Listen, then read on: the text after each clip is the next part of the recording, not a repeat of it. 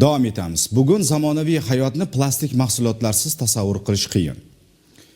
Ayniqsa suv, ichimliklar va boshqa oziq-ovqat mahsulotlari uchun mo'ljallangan polimer idishlar kundalik hayotimizning ajralmas qismiga aylangan. Biroq bu qulaylik ortida inson salomatligiga ta'sir qiluvchi jiddiy muammolar ham yo'q emas. Birgina misol sifatida plastiklarda uchraydigan zaharli moddalar bepushtlikka olib kelishini qayd etish mumkin.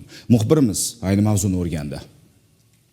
Biz kundalik hayotda tez-tez foydalanadigan polietilen paketlar, bir martalik idishlar yoki oziq-ovqat o'ramlari plastik mahsulotlar so'zi atrofida birlashadi. To'g'ri, dastlab ular qulaylik yaratish uchun ixtiro qilingan edi, ammo hozirga kelib turli zararli jihatlarni ham namoyon qilmoqda. Siz foydalanib bo'lgandan keyin chiqindiga uloqtirsam, yo'q bo'lib ketadi deb o'ylaydigan moddalar oxir-oqibat turli yo'llar bilan organizmimizga kirib oladi. Bu qanday yuz beradi deysizmi? Plastik parchalansa, u mikroplastikka aylanadi va har xil yo'llar bilan bizani organizmimizga tushadi. Mana oddiygina salofan paketni olaylik. Salofan paket bilamiz, quyoshda tursa 1-2-3 kundan keyin mayda-mayda bo'laklarga bo'linib ketadi, lekin u yo'q bo'lmaydi. O'sha plastik yer yuzida qoladi.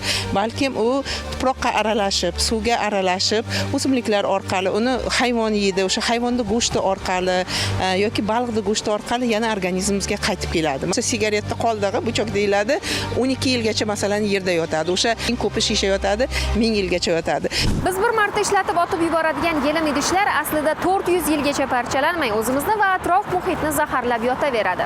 Tadqiqotlarga ko'ra, har bir inson haftasiga 5 gram mikroplastik iste'mol qilar ekan. Bu tushunishingiz uchun biz odatda ishlatadigan plastik karta hajmiga teng degani.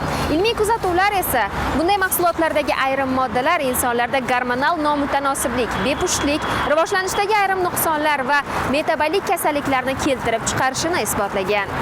Hali bu hammasi emas. Plastiklarning inson organizmiga ta'siri qator kasalliklarga yo'l ochadi. Masalan, jumladan plastik idishlar agarda issiq ovqat yoki issiq ichimliklar solingan holatda ishlatilsa, gastrit, ya'ni oshqozon kasalliklari, ichaklar kasalliklari yoki bundan tashqari hatto saraton kasallikka ham sabab bo'lishi mumkin. Ularni ko'p marotaba ishlatish taqiqlanadi.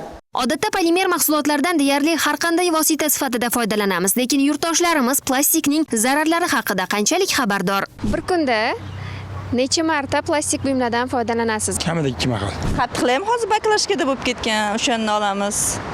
Suv ichamiz, baribir issiqda ishlagandan keyin suv ichmasak, oddiy suv bo'lsa ham ichmasak bo'lmaydi. Kun mobaynida bu foydalanamiz. Ro'zg'orda, suvda masalan suv olinadi hozir bundan bu yog'iga. Taxminan 5-10 marta foydalanaman. Ana endi ularni zarar haqida eshitganmisiz? Albatta. Maksimal darajada, ya'ni yuqori darajada kamaytirish harakatini qilamiz, lekin ko'chada suv olib ichmoqchi bo'lsangiz ham, shisha idishli suv qimmat, baklashkada narxi arzonroq. Bu tabiiy holat. Saqlash mumkin emas, sut mahsulotlarini saqlash mumkin emas. Buni yosh bolalarga zararni bilaman, kattalarga bilmadim. Ekologga zarar bo'lgandan keyin tabiiy kattalarga ham zarar bo'ladi. Bir martalik idishlarni qaynoq suv quyib ishlatsak, u qaynoq suvga ko'plab moddalar ajralib chiqadi. Shularni yutganimizda bizga zarar katta bo'ladi.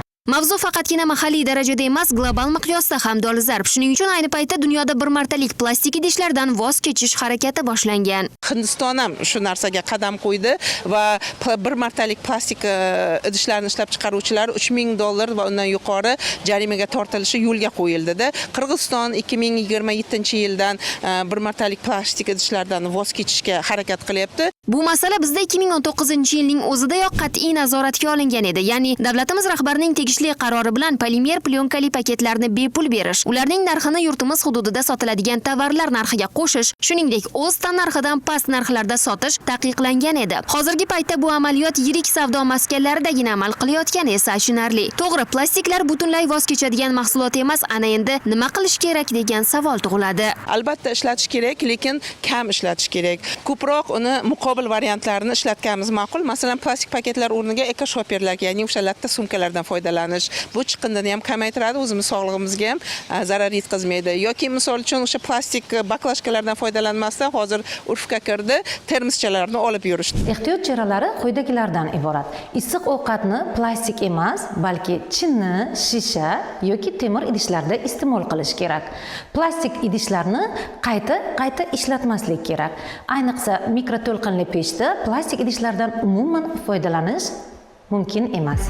Yuqoridagi raqamlar va faktlar polimer mahsulotlar, ayniqsa bir martalik plastiklardan batamom voz kechish vaqti kelganini ko'rsatmoqda. Buning uchun avvalo mehmonxonalar, savdo nuqtalari, ommaviy tadbirlarda ulardan foydalanishni taqiqlash, ishlab chiqaruvchilarga esa boshqa muqobil variantlarni taklif etish masalasi ko'tariladi. Ayni mavzuga bir yoqadan bosh chiqarib harakat qilinmas ekan, natija kutish so'roq ostida qolaveradi. Muxlis Abdujalil va Abdulaziz Abdusamatov Hudud informatsion tahliliy dasturi uchun.